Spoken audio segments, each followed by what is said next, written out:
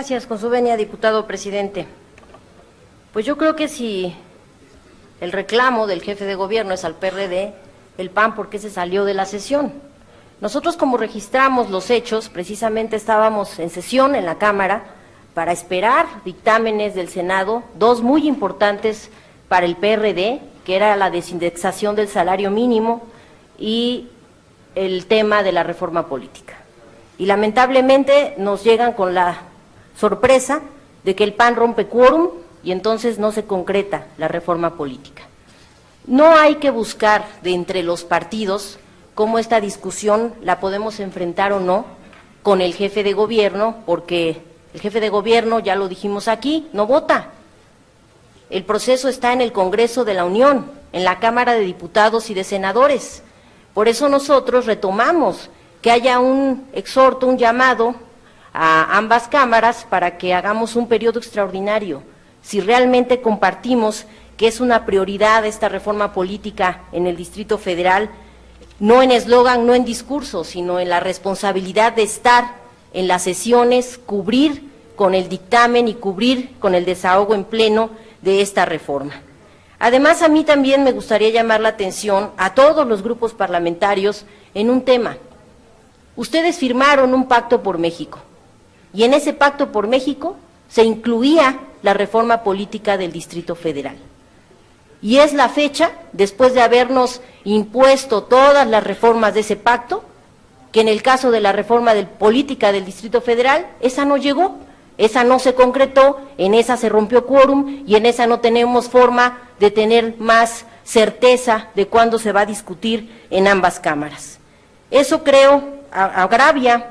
mucho a quienes vivimos y quienes somos representantes del Distrito Federal, porque siguen siendo temas que solamente se enuncian, se priorizan en discurso, pero no a la hora de hacerlos valer en el dictamen correspondiente, en comisiones y en pleno. Por eso creo que no podemos aceptar ni del PRI ni del PAN que nos impongan la agenda política todo el tiempo, en cada periodo ordinario, sin que los temas prioritarios de la izquierda se aborden o busquen cualquier excusa para romper la discusión de estas que son prioridades para nosotros. Además pareciera, y eso también me preocupa y lo digo con mucho respeto, pero al mismo tiempo con energía, en el sentido de que cuando se trata de adecuaciones en la administración pública federal, ahí sí estamos regresando a un centralismo. En donde gobiernan, en donde tienen el poder, quieren centralizar, regresar la discusión y la toma de decisiones a las áreas de gobierno federal. Y en donde son minoría, ahí sí quieren aperturar todo, hacer que el gobierno acceda, y aquí también llamo la atención, en la Asamblea Legislativa, que la compararon con la gran comisión de gobierno que antes existía en las cámaras. Qué grave que no haya el reflejo de la historia, y aquí están compañeros de la quinta legislatura, y vieron cómo en aras de la inclusión, de la pluralidad, se incluyó a diputados del PAN más allá del número que les correspondía en la comisión de gobierno. Entonces no se puede hablar de que no hay apertura, de que no hay un trato en la Ciudad de México a las minorías oportuno, claro, con toda la posibilidad de discutir temas que les preocupan, que les interesan, y no actuamos en la imposición como sí actúan en la Cámara Federal para discutir temas que solamente son de su interés. Entonces, yo sí llamaría la atención para que en este caso nos hagamos cargo de que esta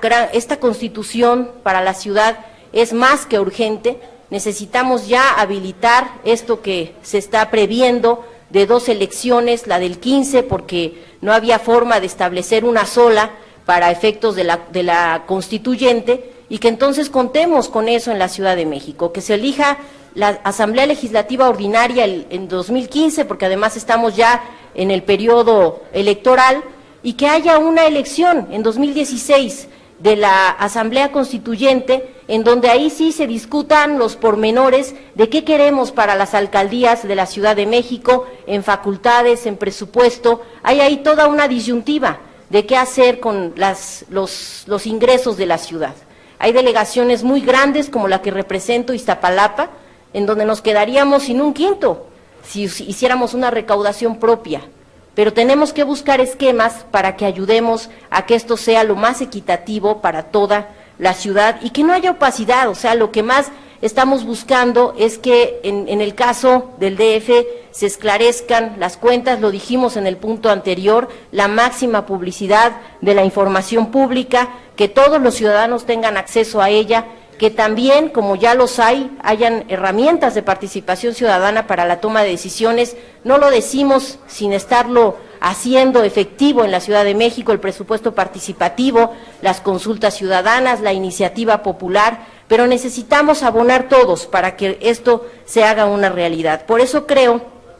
que de ser un tema que acompañemos todos, no solo en discurso, sino en toda la disposición que implica hacer de esta discusión una realidad en el Congreso de la Unión, nos hagamos cargo de un periodo extraordinario de la manera más inmediata para que la ciudad cuente ya con un procedimiento certero de qué vamos a hacer en cuanto a la constitución de nuestra entidad, de nuestra propia constitución como capitalinos y de una asamblea constituyente que discuta todos y cada uno de estos temas con quienes vivimos en la ciudad, que son los habitantes de las 16 delegaciones de esta ciudad. Y claro que sí, que se vaya a un referéndum, porque tampoco nos creemos los grandes